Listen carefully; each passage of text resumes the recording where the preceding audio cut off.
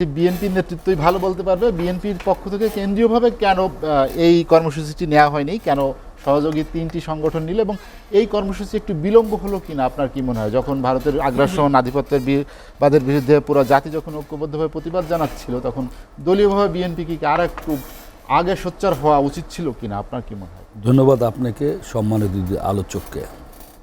আমি একটু পিছিয়ে যেতে চাই।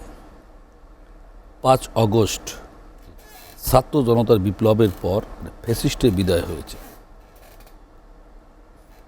ফ্যাসিস্টের বিদায় হওয়ার পর ভারতের আচরণে মনে হয়েছে তাদের পিতার মৃত্যু হয়েছে অথবা স্ত্রীর মৃত্যু হয়েছে। আমি প্রায়শই বলেছি, কারণ এই দীর্ঘ 15.5 বছর, অনলিভি 2 বছর ভারত আমাদের একটি কাছের প্রতিবেশী। ভারত কখনো দেশের জনগণের সাথে সম্পর্ক করেনি। একটা ফ্যাসিস্ট শেখ হাসিনা এবং একটি দলের সাথে সম্পর্ক করেছে। ফ্যাসিস্ট ক্ষমতায় থাকার সময় আপনার মনে আছে একটি খেলা হয়েছিল, ক্রিকেট খেলা।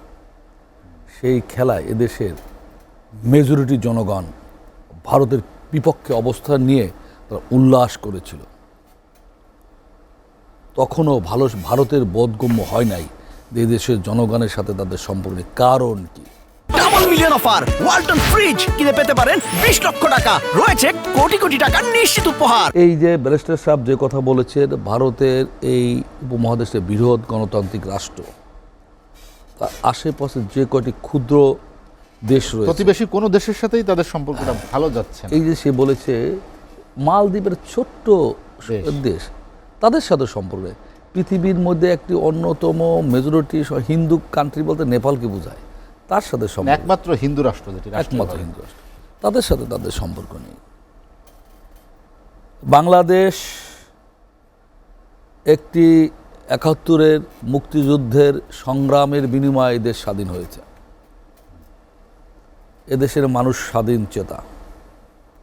এদেশের মানুষ দেশের স্বাধীনতা সার্বভৌমত্বের জন্য অকাতরে প্রাণ বিলিয়ে দিতে পারে। 71-এ তার প্রমাণ। 90 সর্বশেষ 5 আগস্ট আর একবার প্রমাণ হয়েছে। দেশের বিরুদ্ধের স্বার্থে, গণতন্ত্রের স্বার্থে, দেশের স্বাধীনতা সার্বভৌমত্বের স্বার্থে জাতীয় ঐক্যবদ্ধ হয়েছে। আপনি এই সমকালীন ভারতের সাথে যে টানাপোড়েন কী নিয়ে হলো? ইসকনের একটি নেতা কয়েক পার্সেন্ট হিন্দুদের এই ইসকনের সদস্য বহিষ্কৃত, আপনার চরিত্রহীন, সংখ্যর চরিত্র বলৎকারের জন্য তাকে বহিষ্কার করেছে, তাকে গ্রেপ্তার করে।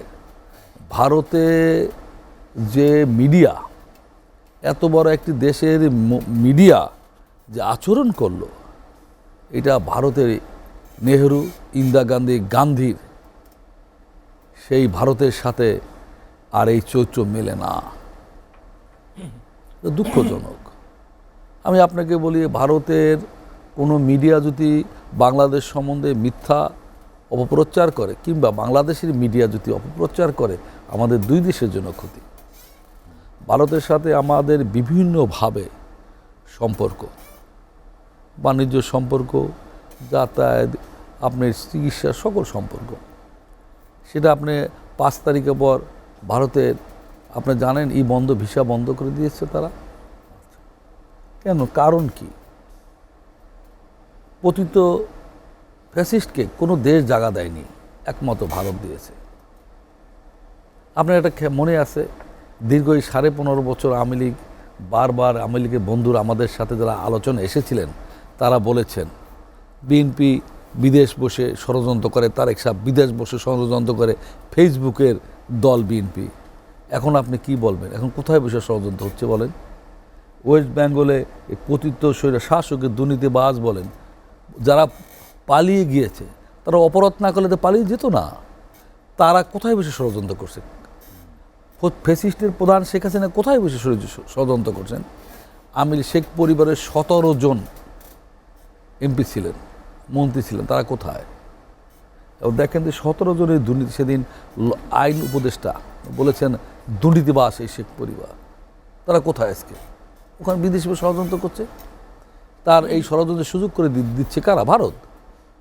এবং এই দেশের জনগণ ভারতের বিরুদ্ধে গিয়েছে তাদের মোরলগিরির কারণে, বিগ ব্রাদার স্বরূপ আচরণের কারণে।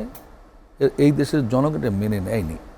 ইসকনের এই নেতা গ্রেপ্তারের পর যে রিয়াকশন ভারত দেখিয়েছে, এই যে ত্রিপুরা আমাদের লং মার্চ এখানে আসছে, সেখানে দেখেন সেখানে ভেঙে চুরমার করে দেওয়া হলো, বাংলাদেশের পতাকাকে পুড়িয়ে ফেলা হলো।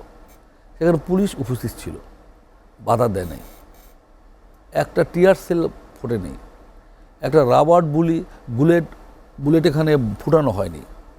তার মানে সরকারের পৃষ্ঠপোষক রয়েছে সেখানে, সেই পুলিশদের বিচারও হয়নি, তারা গ্রেপ্তারও হয়নি।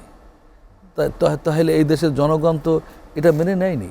আপনি সেই তুলনায় বাংলাদেশের ভারতের হাই কমিশনারের অফিস বাসা পুড়িয়ে দেওয়ার কথা, সে তো হয়নি। এই দেশে হওয়ার কথা ছিল, তো করিনি। আমরা এই দেশের মানুষ সব সময় একটি প্রতিবেশী সুলভ আচরণ করতে চায়, কিন্তু ভারত তো সেটা করতে দিচ্ছে না। আপনারা বলছেন অঙ্গ সংগঠন কেন গেল? অঙ্গ সংগঠন আপনাকে জ্ঞাতার্থে বলি, জি, সকলেই একটা গঠনতন্ত্র আলাদা আছে, কর্মসূচি আলাদা।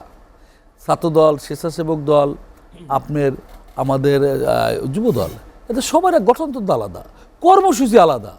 কর্মসূচি নিতে পারে। কালকে ছাত্রদল যদি মনে করে আমি এই সদস্য সংগ্রহের প্রতি শিক্ষা প্রতি, সেখানে তো বিএনপির ভূমিকা নাই। আমরা রোকেহালের সামনে বসাবো, সদস্য সংগ্রহ করব, হতে পারে। শামচুর আমরা সদস্য বছর মহাশূন্য সামনে করবো, এটা সেই সংগঠনের কর্মসূচি আলাদা, তারা কর্মসূচি নিয়েছে। আর ইয়াং জেনারেশন দেশপ্রেমে উদ্বুদ্ধ হয়ে তারা ত্রিপুমুখে হাজার হাজার গাড়ির লং মার্চ করেছে এবং ছাত্র জনতা সেখানে তাদের সমর্থন রয়েছে।